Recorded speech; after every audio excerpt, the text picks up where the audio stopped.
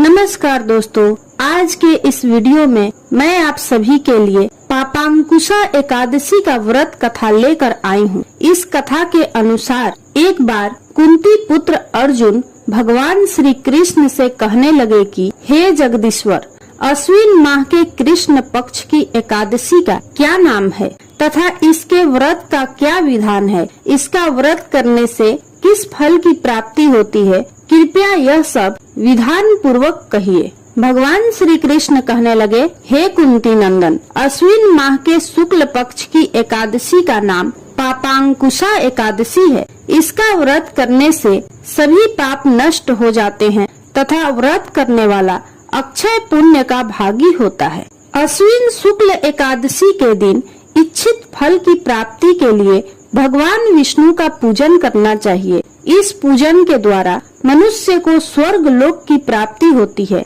हे अर्जुन, जो मनुष्य कठिन तपस्याओं के द्वारा फल की प्राप्ति करते हैं, वह फल इस एकादशी के दिन क्षीर सागर में शेष नाग पर शयन करने वाले भगवान विष्णु को नमस्कार कर देने से मिल जाता है और मनुष्य को यम के दुख नहीं भोगने पड़ते।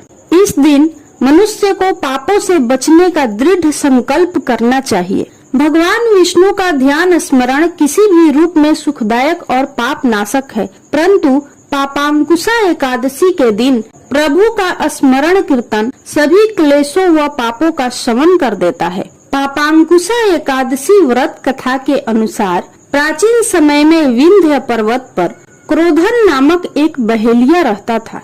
वह बड़ा क्रूर था। उसका सारा जीवन हिंसा, लूटपाट, मदपान, गलत संगति और पाप कर्मों में बीता। जब उसका अंतिम समय आया, तब यमराज के दूत बहेलिये को लेने आए और यमदूत ने बहेलिये से कहा कि कल तुम्हारे जीवन का अंतिम दिन है, हम तुम्हें कल लेने आएंगे।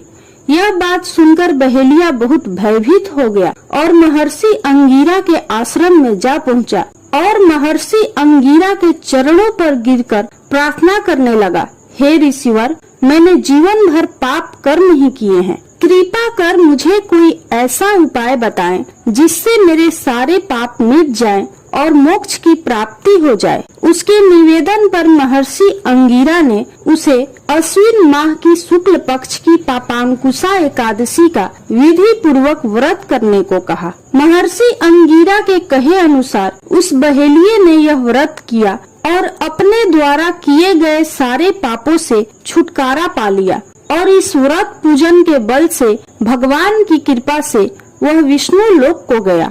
जब यमराज के यमदूत ने इस चमत्कार को देखा तो वह बहेलिया को बिना लिए ही यमलोक वापस लौट गए।